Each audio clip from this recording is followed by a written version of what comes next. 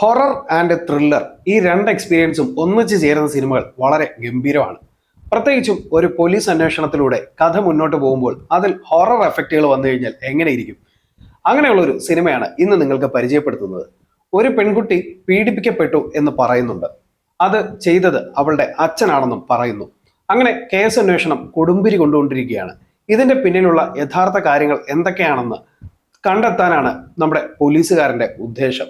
പുള്ളിക്കാരൻ അതിനു വേണ്ടിയിട്ടുള്ള ശ്രമങ്ങൾ കഠിനമായി നടത്തിക്കൊണ്ടിരിക്കുന്നു. എന്നാൽ പിന്നീട് അങ്ങോട്ട് പോകുന്തോറും സിനിമ സാത്താൻ ആരാധനയുമായിട്ടുള്ള കാര്യങ്ങളുമായിട്ടാണ് പ്രധാനപ്പെട്ടും കണക്ട് ചെയ്ത് കിടക്കുന്നത്. വർഷങ്ങൾക്ക് മുമ്പ് അമേരിക്കയിൽ നടന്ന ചില യഥാർത്ഥ സംഭവങ്ങളെ ആസ്പദമാക്കി എടുത്തിട്ടുള്ള ഒരു സിനിമയാണിത്.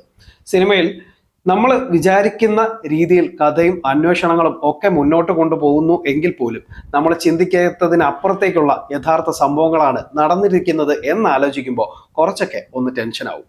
എന്നിരുന്നാൽ പോലും ചില കമ്മ്യൂണിറ്റികളെ പോലും സംശയിക്കുന്ന തരത്തിലുള്ള സംഭവങ്ങളായിരുന്നു അന്ന് അമേരിക്കയിൽ അരങ്ങേറിയത്. എന്നിരുന്നാൽ പോലും കഥയുടെ അവസാന ഘട്ടങ്ങളിലേക്ക് എത്തുമ്പോൾ ഇതെന്താ ഇങ്ങനെ എന്ന് നമ്മൾ ചോദിച്ചു പോകുന്ന ചില ഘട്ടങ്ങളുണ്ട്. തീർച്ചയായിട്ടും കേസ് അന്വേഷണത്തിനൊപ്പം ചില ഹൊറർ എലമെന്റ്സ് കൂടി കണക്ട് ചെയ്ത് കൊണ്ടുപോകുമ്പോൾ സിനിമ ഭയങ്കര ഗംഭീരമായിട്ട് മാറുന്നുണ്ട്. സോ എമ്മ വാട്സൺ ആണ് സിനിമയിലെ പ്രധാന കഥാപാത്രത്തെ അവതരിപ്പിക്കുന്നത്. 2015 പുറത്തിറങ്ങിയ റിഗ്രഷൻ എന്ന മൂവി തീർച്ചയായിട്ടും പ്രേക്ഷകരുടെയും നിരൂപകരുടെയും ഭാഗത്ത് നിന്ന് വളരെയധികം നെഗറ്റീവ് റിപ്പോർട്ട്സ് ആണ് നേടേണ്ടി വന്നത്.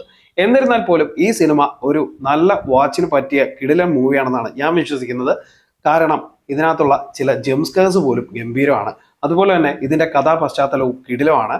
തീർച്ചയായിട്ടും കണ്ടു നോക്കേണ്ട ഒരു കിടിലൻ മൂവി തന്നെയാണ് റിഗ്രഷൻ എന്ന് പറയുന്നത്. എനിവേ, നിങ്ങൾ കണ്ടിട്ടുള്ളവരാണെന്നുണ്ടെങ്കിൽ നിങ്ങളുടെ അഭിപ്രായങ്ങൾ കമന്റ് ചെയ്യാൻ മറക്കരുത്.